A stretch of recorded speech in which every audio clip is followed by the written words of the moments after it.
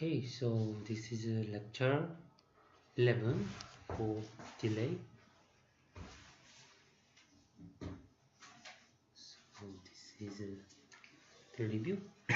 In the previous lecture 10, we have studied noise margin of a CMOS inverter. So yes, usually voltage transfer curve of our CMOS inverter just looks like this kind of behavior, and we wanted to calculate how much we are saved when we have a certain amount of noise into our input signal, and usually that point is determined by a certain range. Its upper limit is given by the dV out over d in. The slope is -1. Beyond this point, this is just too steep, so it cannot be regarded as a safer region. So simply speaking, if we have a small noisy signal in this range, then that will be amplified and we will have very large deviation of our output voltage. This is not desirable. For example, if we are working with this range, then although we have a certain noise signal, however, the output will be just VDD. So in this case, this is safely can be regarded as logical low. However, beyond this point, now amplification factor is larger than 1, the gain is larger than 1, so we cannot consider it as a safe logical low. After talking about the noise margin of our CMOS inverter, so we have moved the discussion about delay. Generally speaking, in order to calculate delay of a logic circuit, then we have to perform transient simulation, and transient simulation is usually done by this SPICE program, and inside this SPICE program we have to solve the modified nodal analysis. What was it? So in vector x, the solution variable vector or state variable, we have to collect all of node currents, and also if we have inductor inside it, then we can add this inductor current as a state variable. After that, we can solve Kirchhoff current law, KCL for this system. Then that will give us the solution for this circuit system. So from this transient simulation, actually we know every information about the circuit operation. However, in terms of delay, so usually we wanted to calculate propagation delay. So propagation delay simply means that here we have a certain voltage excitation, and we wanted to measure also its response. So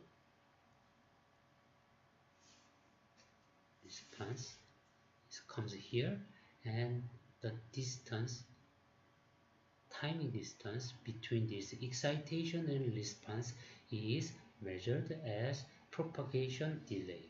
So of course, when is the start of this transition? So usually we take just half VDD as a criterion to measure the transition. So when the input signal crosses this half VDD, we say that okay, excitation start.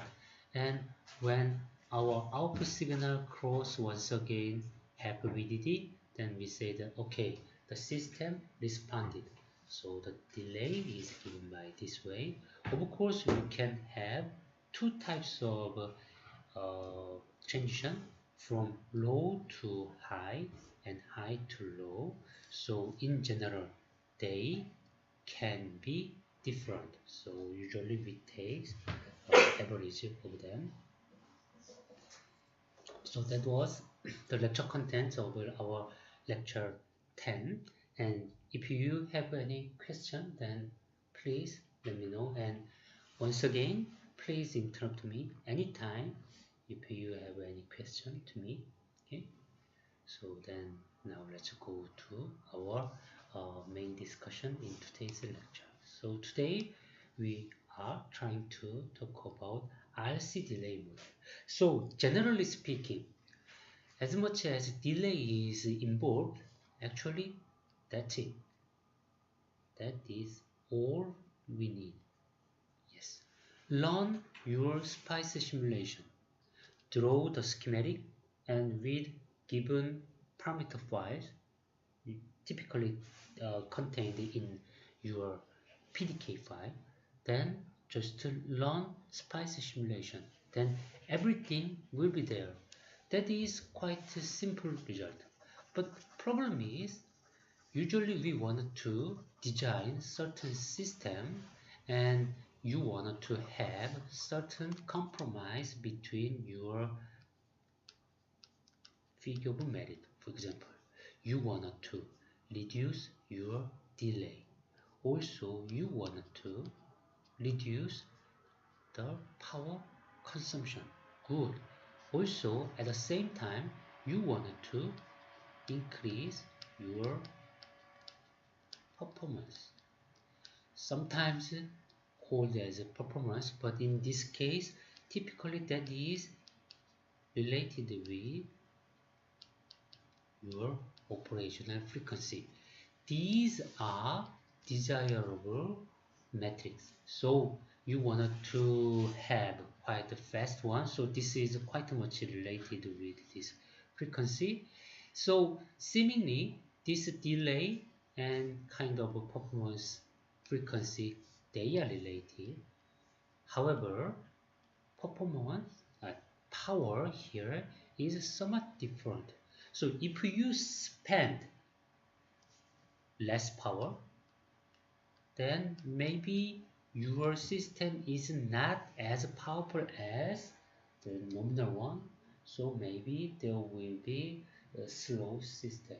Say that you wanted to make a car which does not consume the gasoline not that much. So you wanted to have a very fuel efficient car. So if you give very small amount of oil, then it can run quite long. Good. However, can you expect the performance like a very fast, super fast car using this kind of economy or efficient implementation? So certainly not. So you have usually two contradicting criteria. So you wanted to make it efficient, however you wanted to make it luxury and powerful. So there are some contradicting conditions.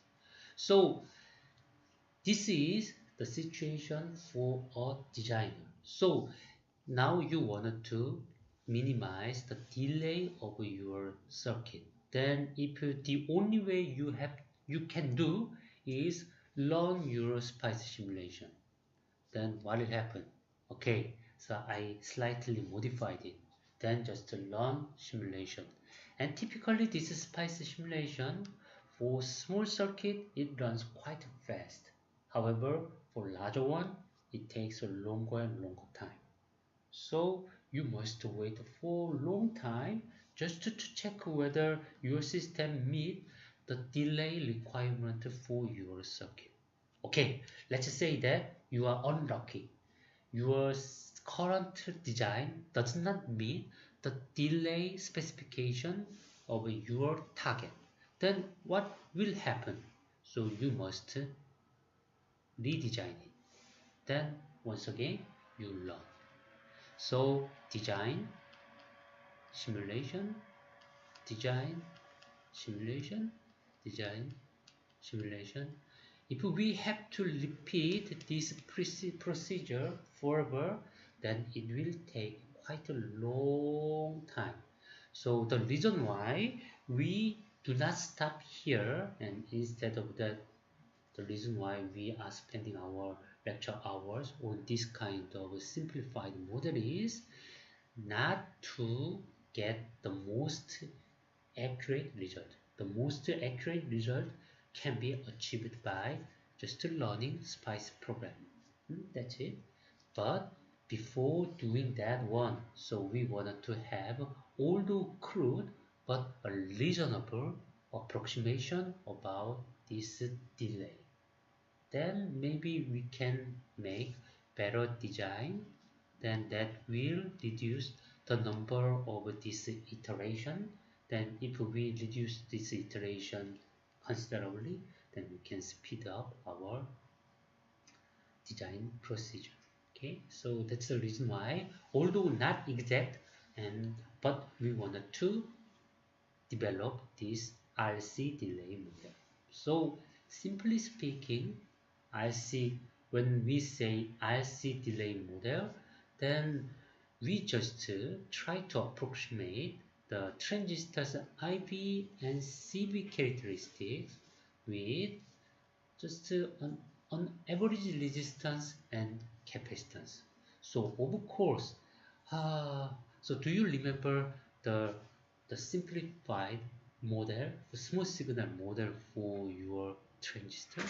So in your former lecture, not in this course, but your microelectronics course, you have learned how can you draw the small signal model, so you can have this kind of thing. Of course, this is the most simplified one: source, gate, and drain. This is small signal model, and here you have voltage difference between gate to source, and here you have transconductance multiplied by your GS, and here you have your output resistance, and this is the simplified one. Also you must consider another one like body contact. Here you can have body contact, and they have capacitive coupling between your source and drain, and also between gate and drain you have also capacitive coupling. This is actually the form of small signal model we have to consider in general case. This is well-known MOSFET small signal model. However, instead of considering all kinds of complicated these components, resistance, this is also voltage controlled conductor, and this is a capacitor, and capacitor also we have a capacitor due to the PN junction between body and also this is not, you have to draw between this and that. Well, instead of considering all kinds of these capacitances, then we just wanted to represent just a single resistance and single capacitance. Of course, it cannot be as accurate as this one. So this is quite accurate at a given bias condition, and this is quite inaccurate.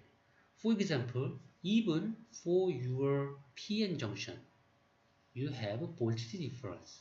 So I will, for example, this is N plus region. Usually this one is used as source or drain of your MOSFET, and here you have a p-type substrate, and now you have this is connected to your body, and this is your source or drain, and everybody now understand there exists a capacitance. And what is the capacitance shown here?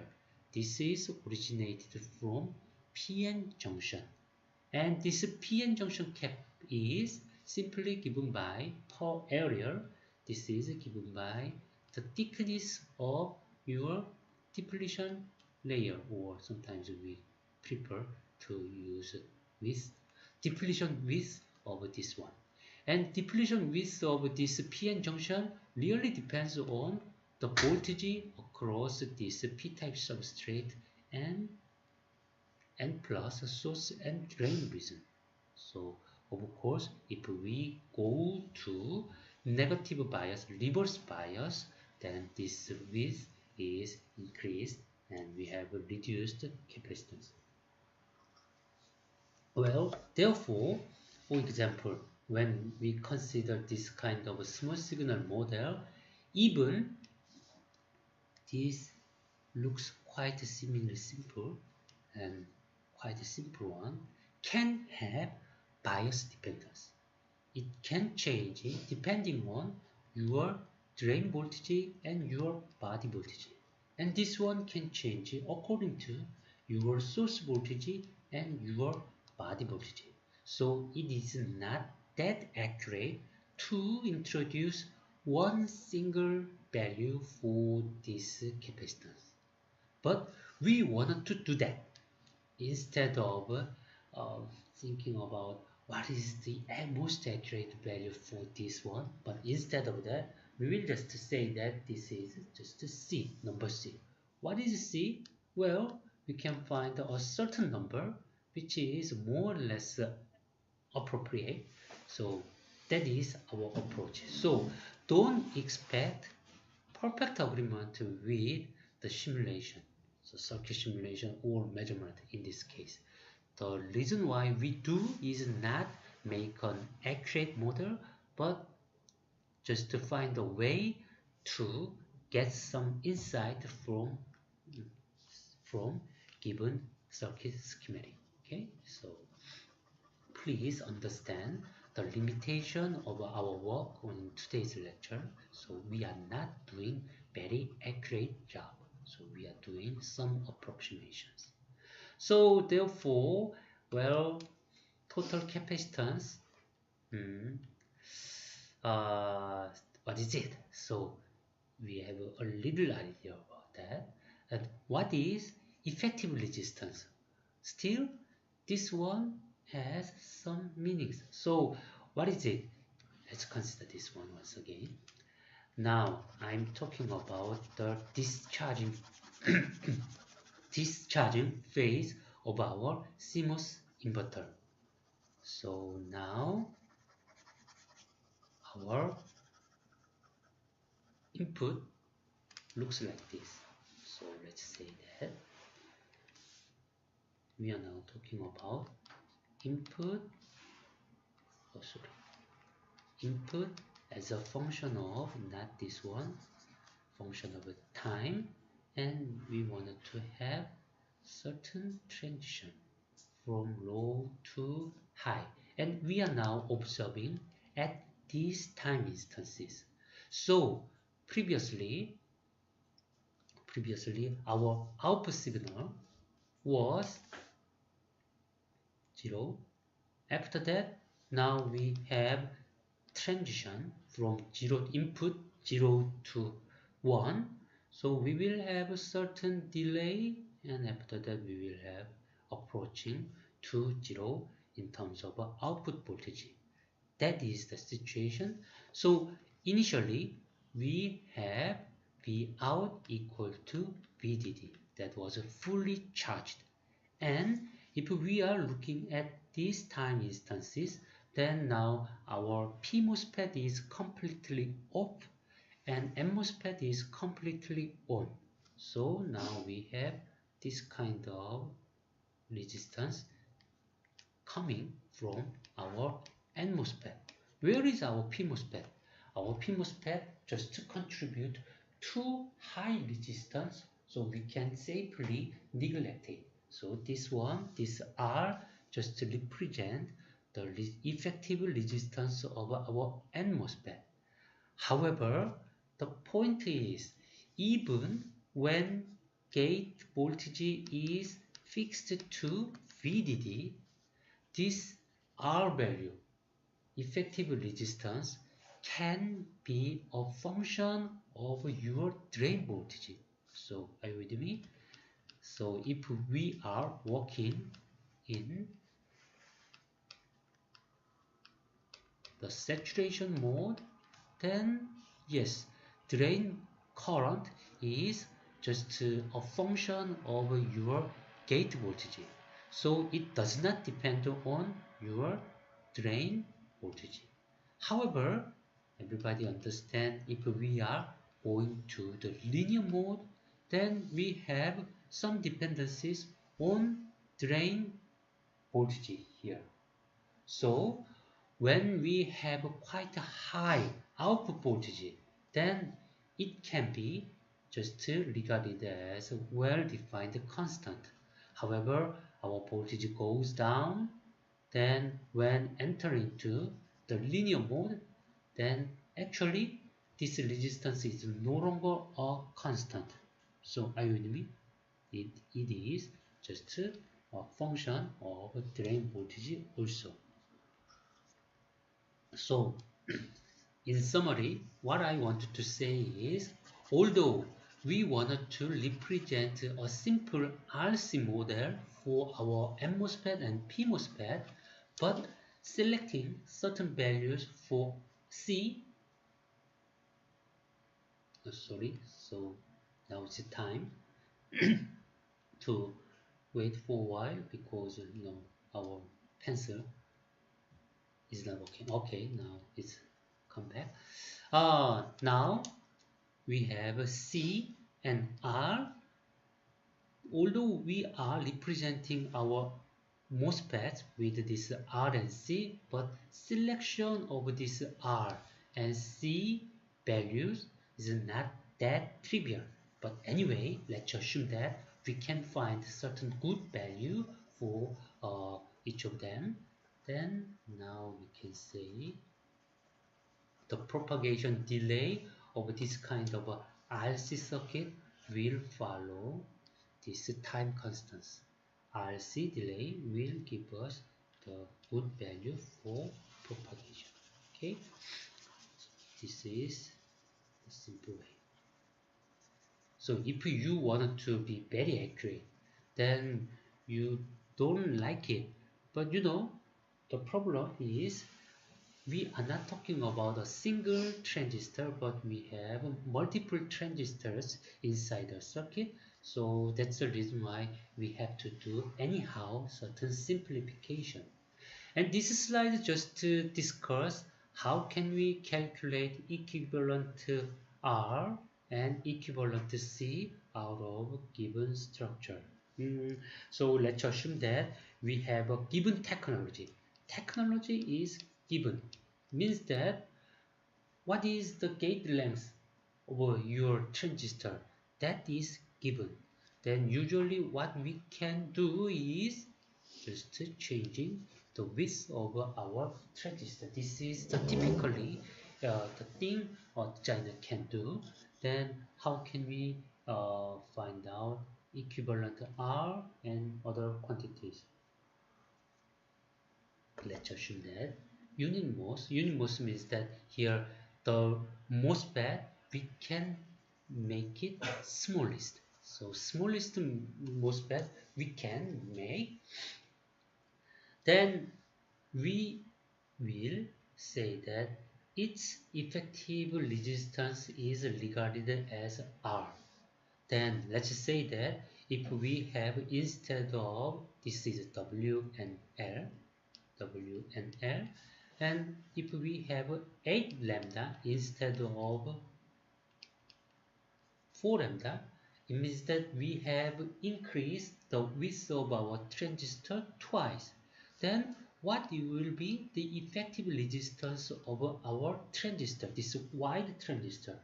Since the channel is twice wide, so it has the capability to flow twice more current at a given bias condition.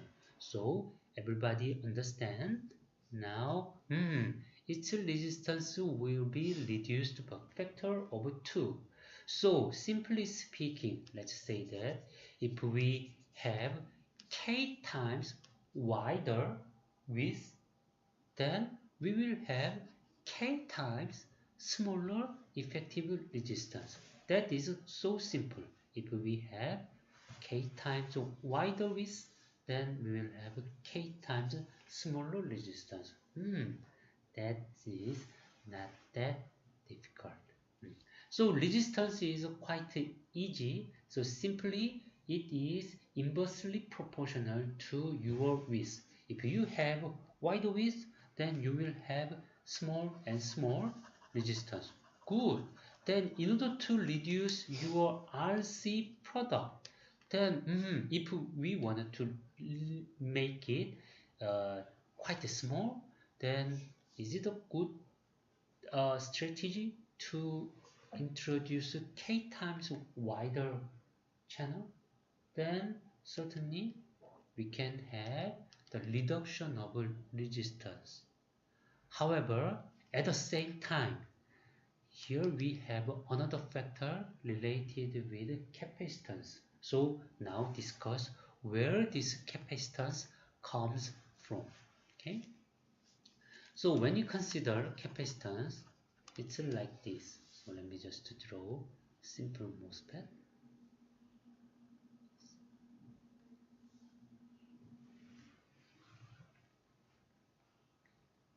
Yes, this can be regarded as, sorry about my ugly drawing, but anyway, you can understand. So this is diffusion area.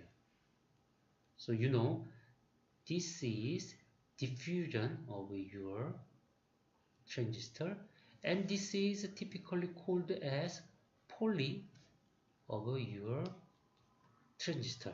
So although this is no longer made with diffusion, and this one is no longer polysilicon resin, but due to historical reason, we call them as diffusion and poly. Anyway, this is related with your gate, and these two uncovered region of your diffusion, they are working as source, either source or drain. Then now think about K times wider device. What you do is, for example, when K equal to 2, then instead of this red colored device, now you want to have twice wider device. So simply speaking, the thickness of your diffusion line is just twice. Then then still our gate runs in this way. This length does not change because this length is related with gate length, and this usually we wanted to make it just the smallest one available. So now we understand by increasing this width twice, then we can find that this source region has twice wider, and drain is also twice wider, and this overlapped region. What is this overlap between poly and diffusion? This one also makes our transistor channel region. So everything inside this system, this transistor, has been widened twice. So therefore, simply speaking, if you increase this width K times, unfortunately also your capacitance is increased by factor of K. That is my simple result. Okay, if you have wider channel, okay, good, you have less or smaller resistance. However, instead of that, in cost of smaller lower resistance, you must have a higher capacitance. So the product between R and C seems to be more or less constant for small or large or narrow or wider transistor. So this is written here. Capacitance is linearly scaled with the width. Of course, you have to be a little bit careful about that. So although we say C, but we can have two different capacitances for this transistor. When we have a transistor, let's say that here we have a gate once again, then here we have this capacitance. So, and capacitance, and here we have source. But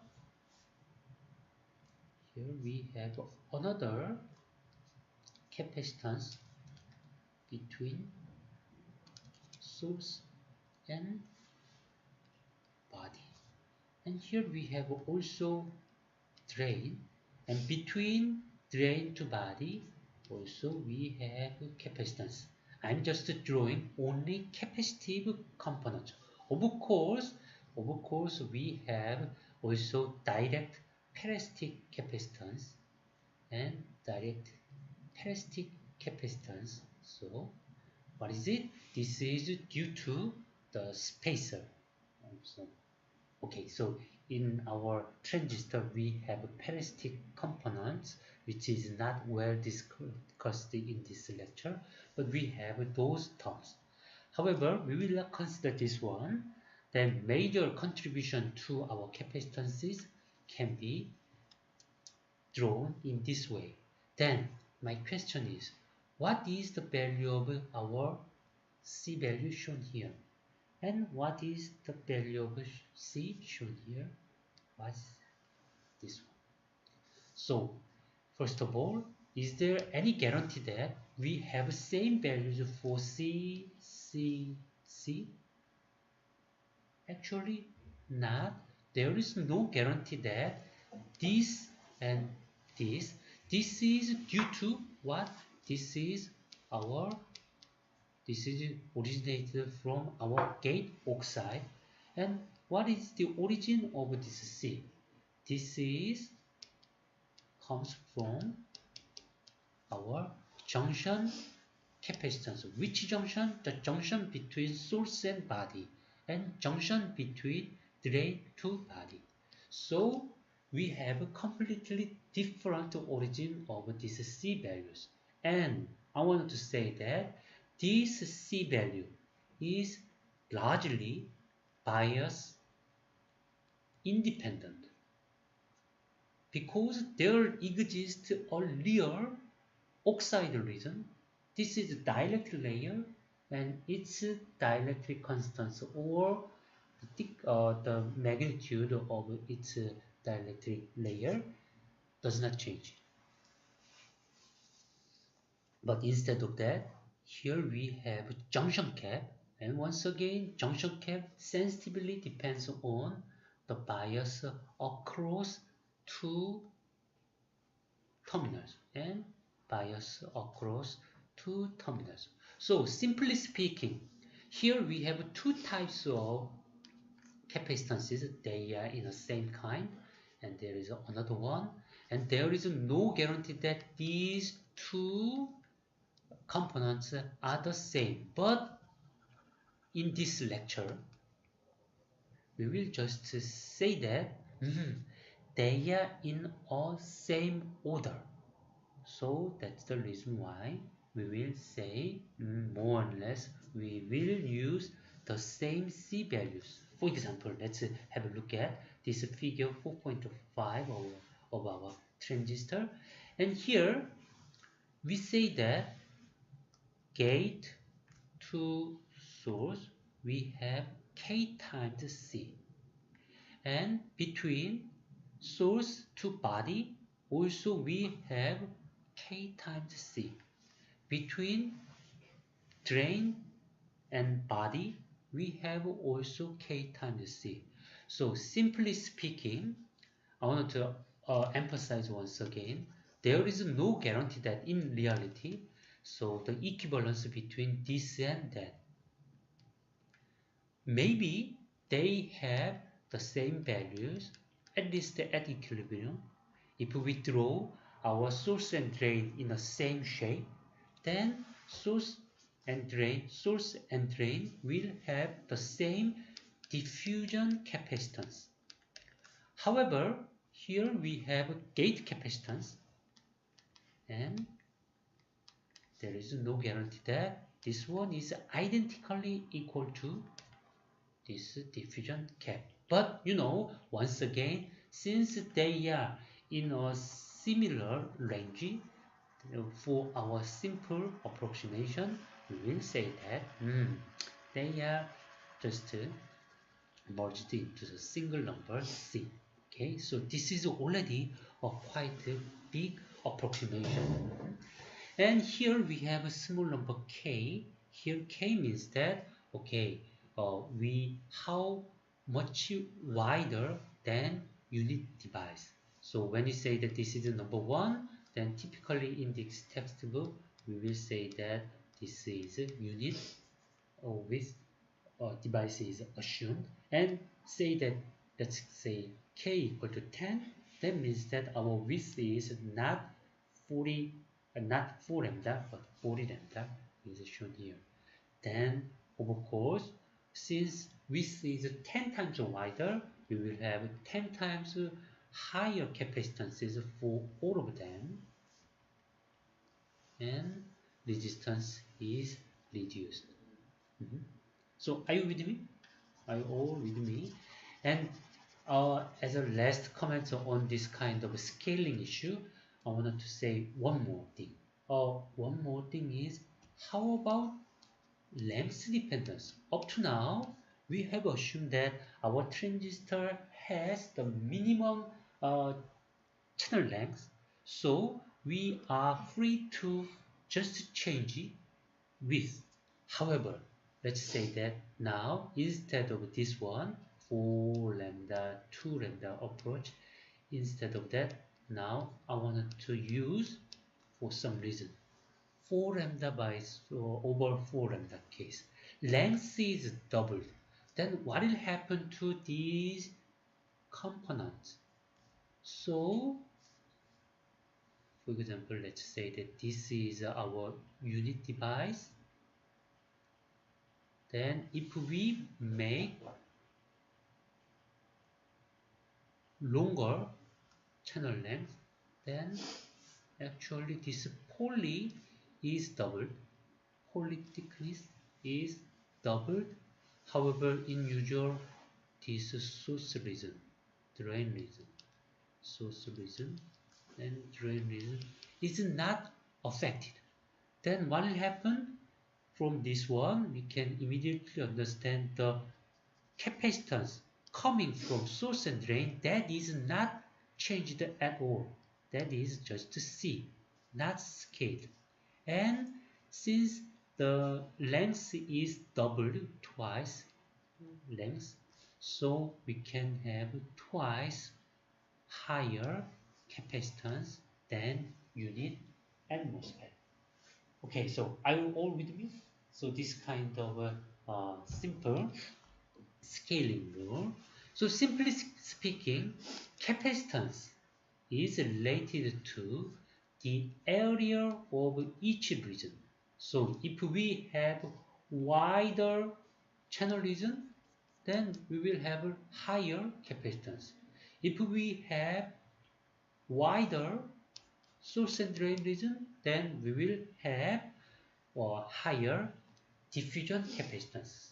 However, the channel width affect both of them, so that's the reason why we call it here as same scaling factor K is applied to both of gate capacitance and diffusion capacitances. Okay. Any question up to now?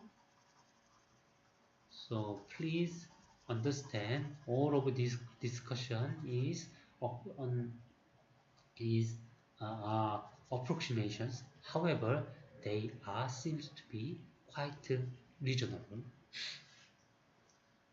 And please interrupt me anytime when you have any question to me. And finally, so that was the end of discussion on MOSFET. And now let's move to our P MOSFET case.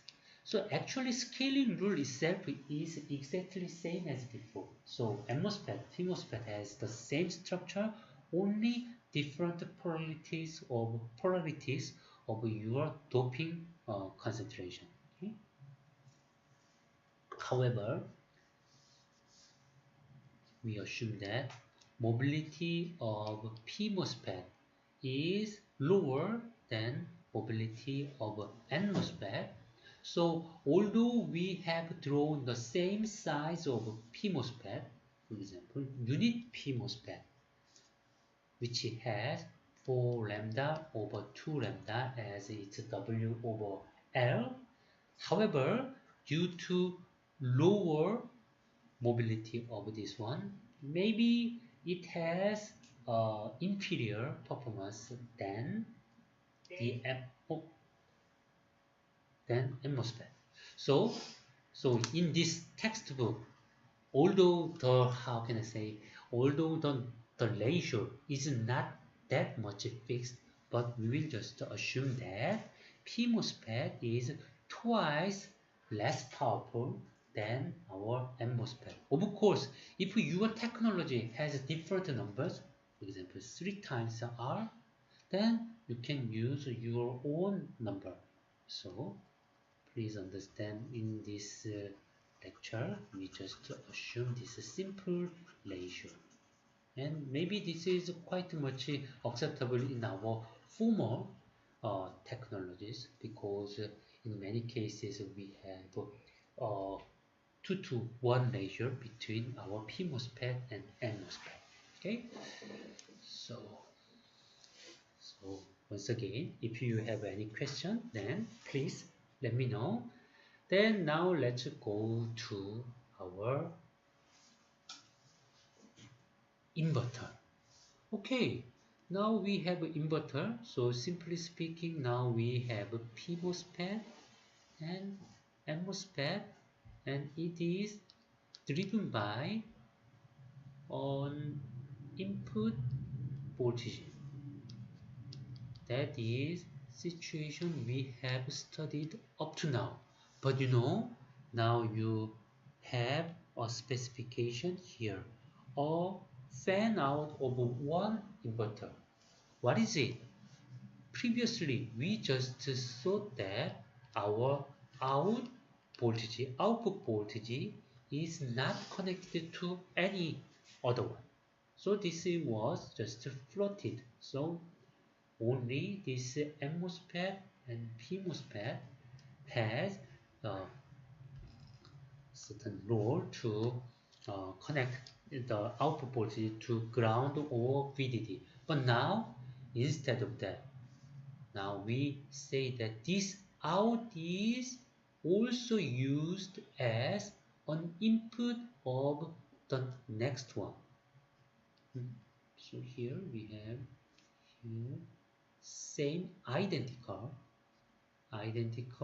inverter is connected.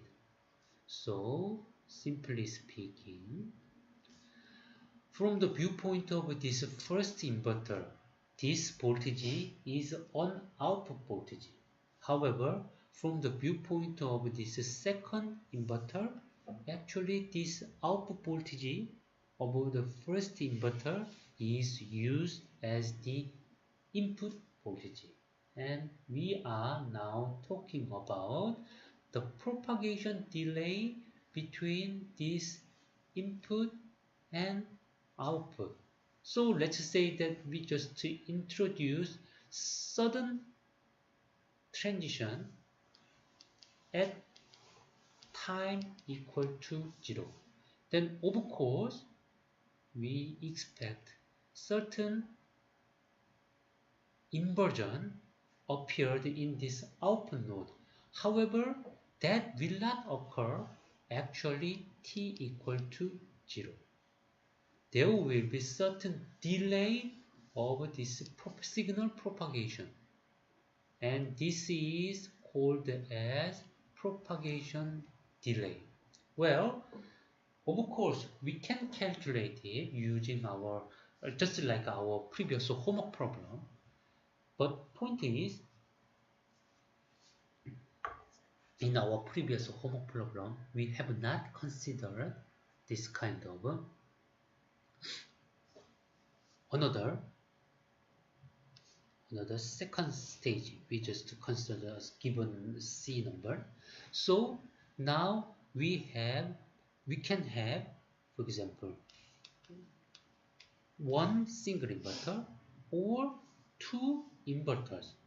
Say that the logic gate symbol. This situation can be written as this way. We have input voltage and output voltage of our first inverter, and we wanted to calculate the delay between this input and output. That is the situation. But what I want to say is the delay between this input and output voltage can be differed. For example, if we have double inverters as its loads. Okay, so here we have a V out. Question is, of course there will be certain propagation delay. Of course between them there will be certain propagation delay. Then what is the relation between these two numbers? Propagation delay of fan out of 1 and propagation delay of fan out of 2. There are 2 inverters or 3, 4. What will happen? So intuitively, everybody can expect that this case is more difficult than that case. This is just one single inverter to be inverted, and we have many dependent ones. So we have to draw more current to charge them. So everybody can intuitively understand this situation, but how can we make a more concrete understanding on this situation? This simple RC model can provide you about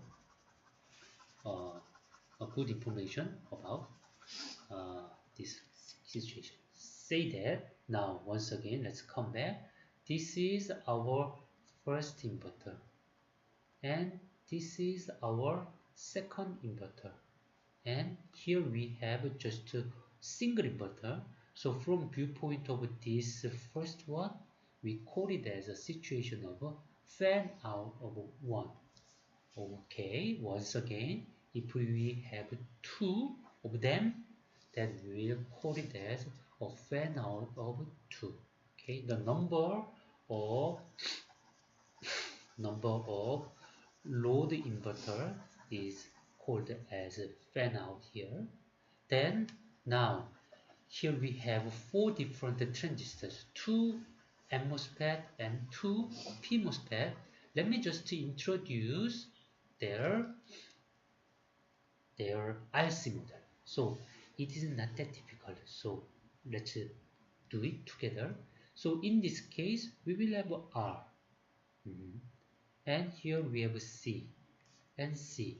It is good because it has the unit, this one is the unit N MOSFET we have discussed up to now. So it has R and C. Of course, here it has C. This is originated from, once again, diffusion cap, and this is originated from diffusion cap.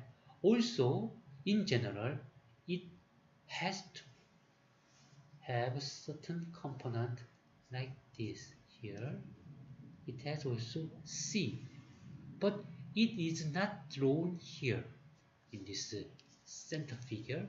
We have not drawn this C gate capacitance because this diagram is drawn from the viewpoint of our Y node, our output node. So we will draw the component which is directly involved with our node Y. So that's the reason why here we have a RCC. It is easy to understand, but more tricky one is now it's a P MOSFET.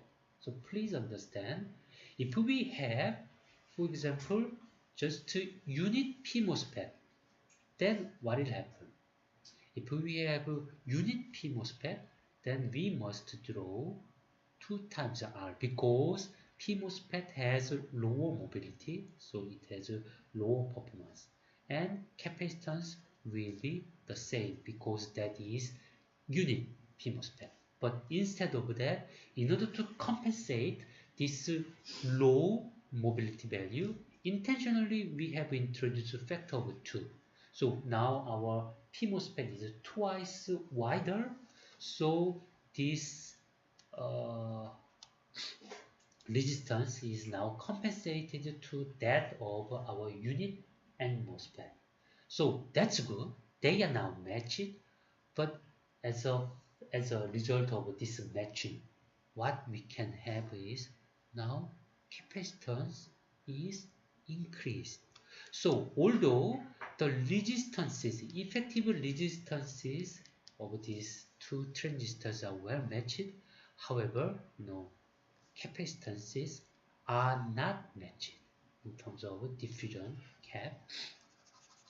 Then from the viewpoint of our Y, can we see the effective resistance of our N MOSFET and P MOSFET simultaneously? The answer is no, because in this case either one of them is connected and one of them should be also disconnected. You are now looking at the situation, the input transition from low to high, and input voltage is now high. So N MOSFET is turned on and P MOSFET is now turned off. So although we have R here, yes, that is turned off.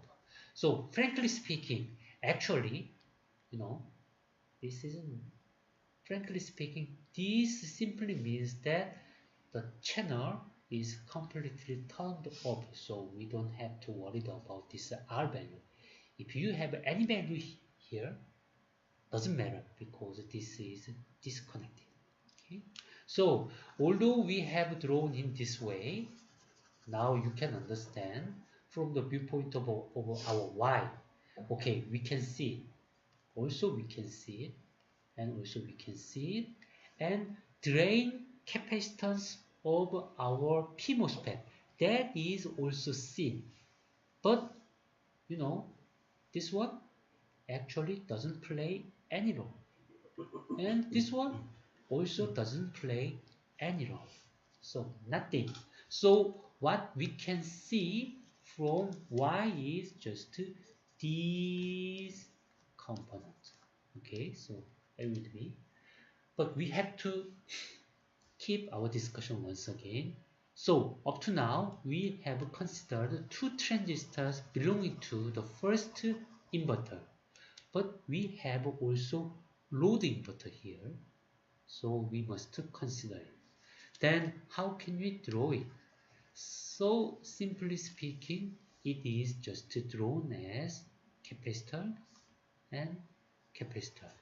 Although we say C and C, but please note that this is diffusion cap of your drain and this is gate cap of your next transistor. And of course, here we have once again R and C blah blah blah, but that is not considered because we are now talking from this Y, so these disconnected lines or disconnected components are completely neglected. So are you all with me? Then once you have this kind of discussion, then now you can collect the surviving components. Okay, certainly this one, and this one, and this one.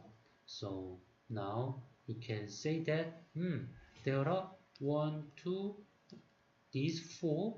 When you sum them all, then you can find there are 6C, and another one is here R, and here we have C, but this C doesn't play at any role because this is ground and this is ground and this is ground and ground, so it doesn't play any role. That's the reason why this R is directly connected to the ground. So that can be, where do we have Y?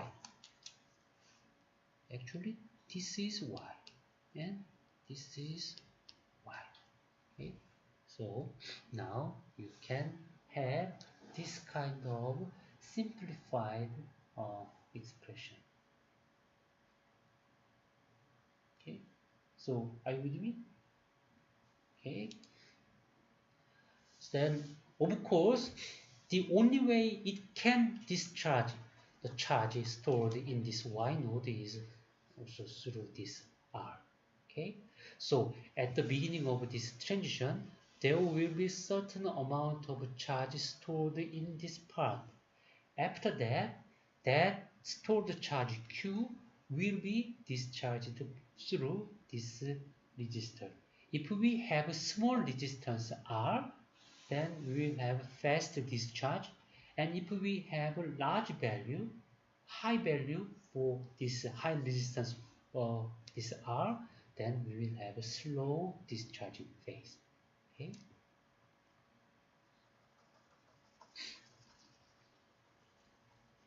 you can easily understand this one.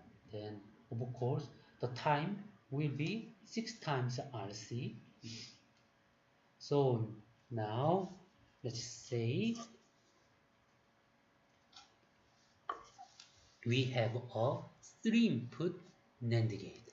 Okay, now we have a 3-input NAND gate, and this number seems to be a little bit weird. So 2224 for our PMOSFET. Good. It is easy to understand because we wanted to compensate its lower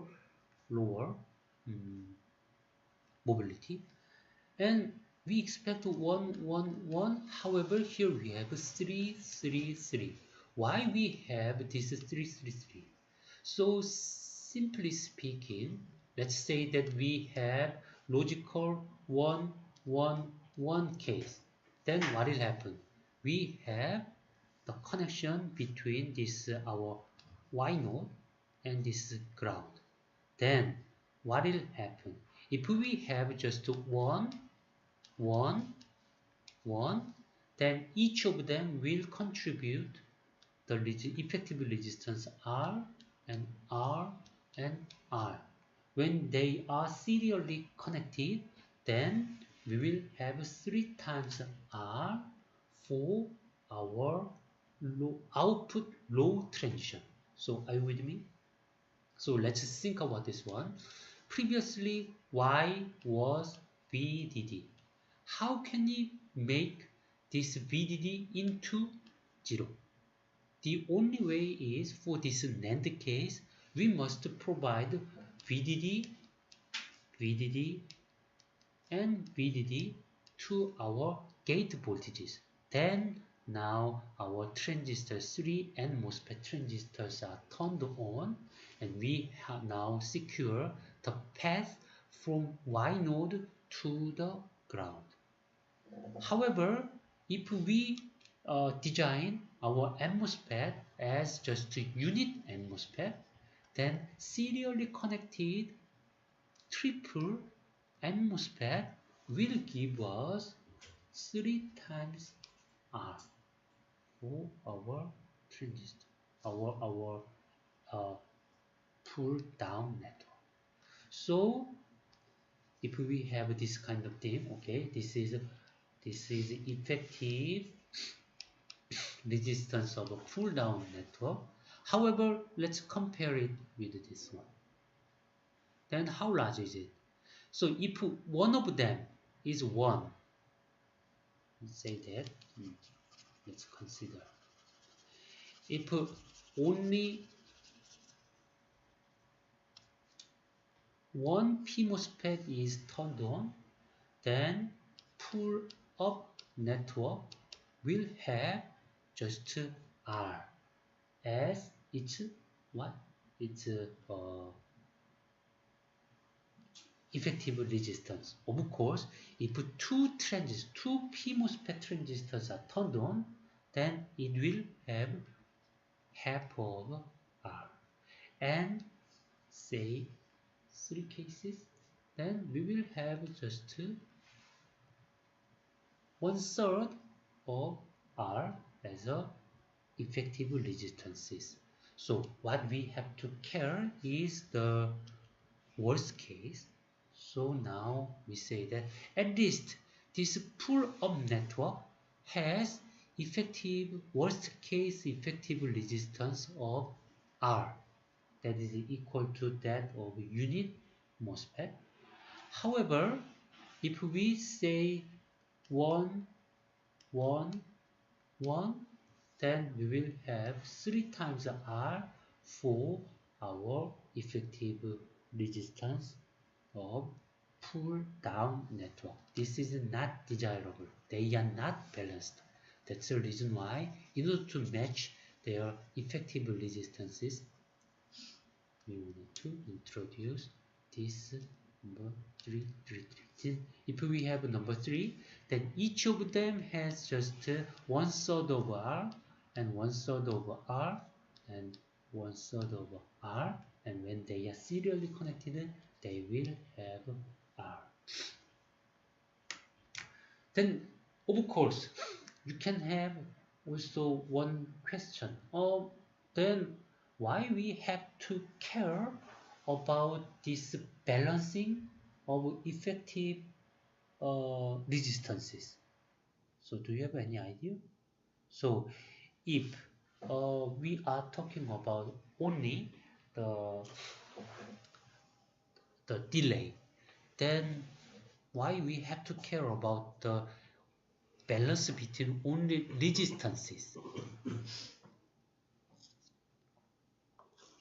Please note that the balance of these resistances were quite important to set the threshold, input threshold. Okay, do you remember? So if we have a different, unbalanced N MOSFET and P MOSFET, or unbalanced pull-up network and pull-down network, actually the input threshold is not well matched to VDD.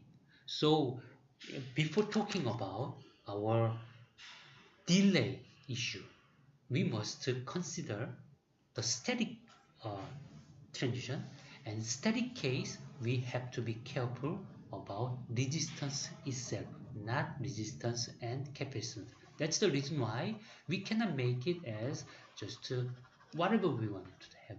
So we should be careful about that. So anyway, now you understand, if we design our 3-input NMOS gate in this way, 222, then our worst case effective resistance will be both cases R and R. Of course, in the case of a pull-up network, we can have many different cases, 2 times R, just R, or half R, or 1/3 R. But anyway, in many cases, we have to be careful about the worst case, because the worst case is related with the failure of your design. Then, now, our next question in this example 4.2 is, now the gate and diffusion capacitances are explicitly shown here. Okay, then let's do it together with you. How can we do that? Here we have 5 times C. Why we have 5 times C? Actually, here we have 3 times C out of this N MOSFET. Also here we have a P MOSFET, and we have 2 times of C out of our P MOSFET, but they are merged into this 5 times C. And also for other gates, like here we have one pair, and here we have another pair. In every case, we have 3 times wider N MOSFET and 2 times wider P MOSFET. That's the reason why we have a 5C as a capacitance of each pair. Okay, now you can understand. So we have already covered this gate capacitances. Then now let's go to this diffusion cap. Then what will happen to this diffusion cap? If we draw, then we can easily understand, there is 2 times C and there exists also 2 times C and also there exists 2 times C. But is it important? Actually not, because here we have VDD. So this is VDD and also this is VDD. So there is no voltage difference. So it doesn't play any role. So source capacitances, source side capacitance doesn't play any role. But here we have also certain thing like 2 times C and also 2 times C and 2 times C out of what? Out of our drain side capacitance. So that is directly related to our problem because these nodes, the drain of our P MOSFET is actually our output node. So now we have 6C contribution from our P MOSFET side. Okay. Here we have 3 P MOSFETs and each of them contribute to 2 times C because each P MOSFET has twice wider than unit 1. So now you have 6 times C. And how about this M MOSFET? Of course, M MOSFET here we have 3 times C, 3 times C because these M MOSFETs are also 3 times wider. And finally, we have also 3 times C. And this 3 times C is merged into this overall capacitance. So that's the reason why here we have 9 times C. So when we break down into two different contributions, then we can call it as 6C plus 3C. And 6C comes from P MOSFET and 3C comes from our N MOSFET. Are you with me? Okay. 이제 그 커피스탄스가 증량으로 연결돼 있을 때는 그냥 세 개를 쓰리시가 더하는 게 아니라 그냥 하나만 이렇게 더해주는 거. 당시 연결돼 있을 때는 다. Oh, okay. So now let me just draw once again. Here, this is our output node, and I'm now drawing this line.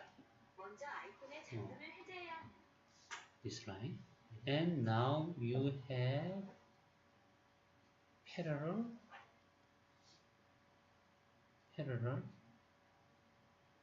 and parallel capacitance. So when they are parallelly connected, they can be summed up. Also here we have, now we are drawing this line. After that we have a resistance, and here we have capacitance. And this is corresponding to 3 times C, 2C, 2C, 2C. They are all parallelly connected. So when capacitances are parallelly connected, then they can be summed up. So now we can say that 6 times 60 times plus 3C. Okay. However, here we have 3C once again, but they cannot be merged because this is connected through our resistor here. They cannot be merged into just a simple resistor, just a simple capacitance. Okay, so are you with me? Is this the right answer to your question, or? 그러니까 물리적으로 생각했을 때 그러니까 이게 지금 세 개가 실제로 커피스가 있는데 하나만 고려되는 게 조금 물리적으로 그냥 Mm-hmm. 설명해 줄 수 있을까요? 저도 사실 부시 같아야 되는데 하나만. Oh, 네. yes. So now you are talking about the pull down network. 네. So when we consider pull down network, then just to neglect for y, the P MOSFET, then we can say that there is a R, of course, 1/3 R. Let's say that this is 1/3 R and 1/3 R and 1/3 R. And here we have capacitor, and also capacitor. So each of them is 3C, 3C, and 3C. And your question is, now here we have 3C, 3C, and 3C. So why we cannot add them all? 네. Oh, it is because we are now making certain effective capacitance seen from this node. So let's say that instead of this one, if we have, for example, instead of this one, if we have this kind of configuration, 3C, then we can add them.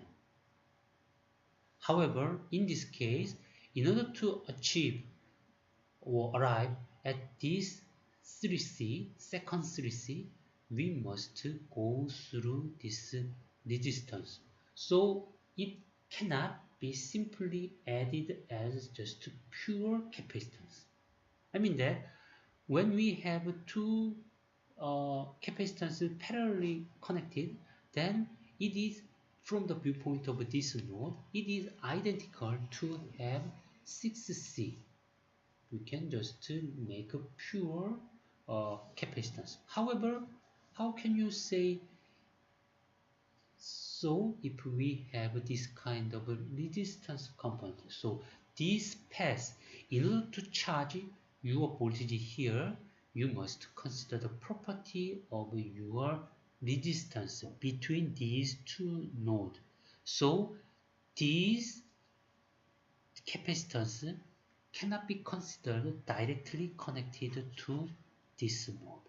That's the reason why we must separately consider these 3C. We cannot merge them. However, here we have also P MOSFET contribution from P MOSFET. They are directly connected to this output node. That's the reason why we can add them all into 9C. Okay.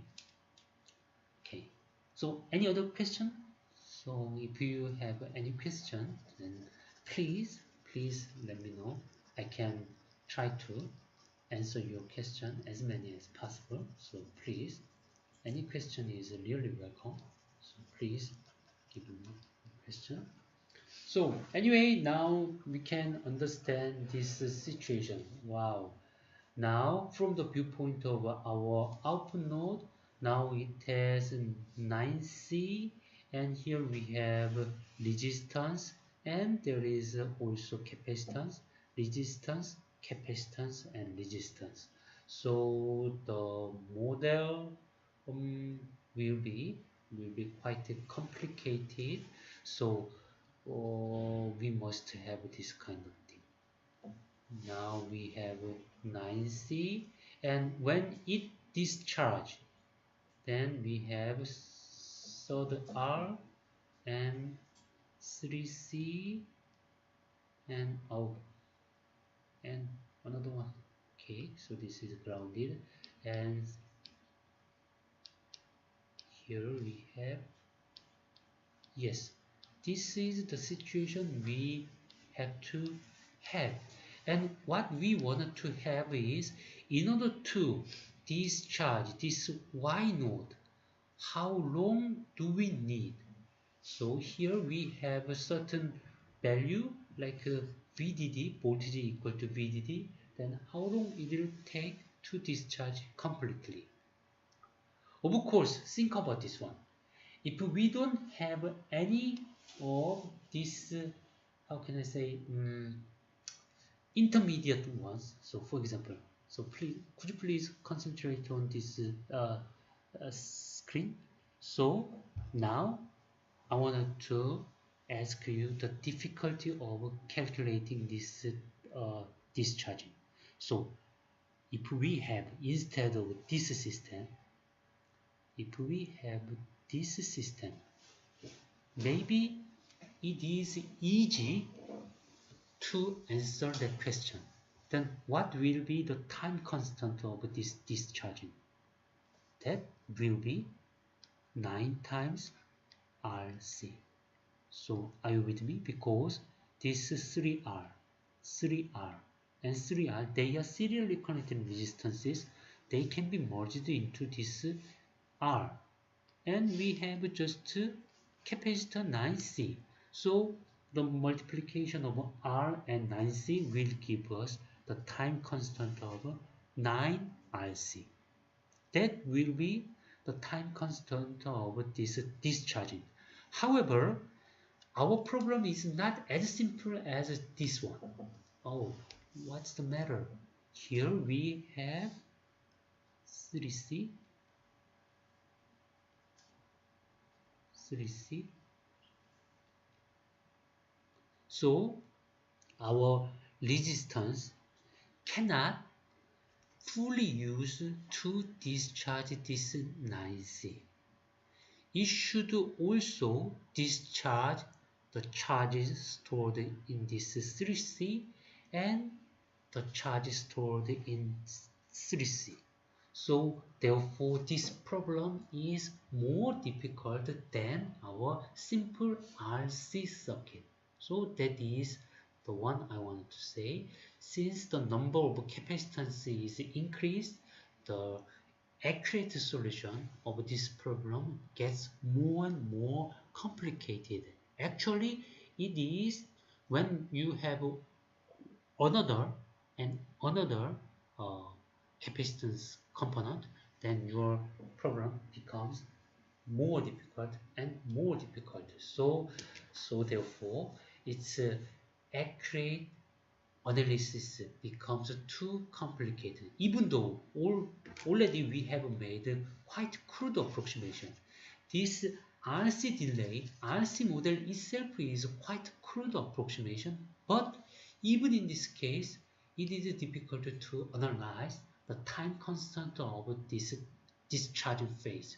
So we wanted to develop even more approximation to this problem. So in this on this Thursday, we will talk about how can we make even further approximation for this problem. Okay, do you have any question? So sorry about this delayed lecture. So we have already 3 minutes past, but if you have any question, then please come to me, then I can try to answer your question and let's wrap up today's lecture. Thank you.